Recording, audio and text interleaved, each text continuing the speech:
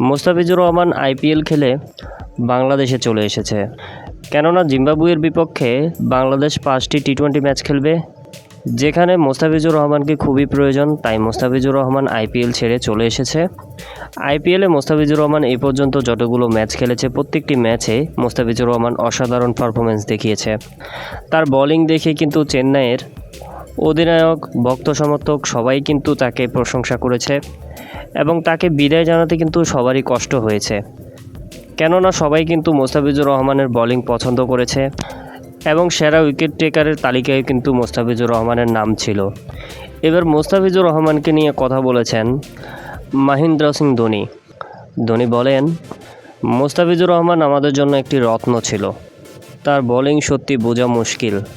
প্রত্যেকটি ম্যাচে সে অসাধারণ বোলিং করেছে। এ পর্যন্ত আমরা যতগুলো ম্যাচ জিতেছি তার অবদান ছিল।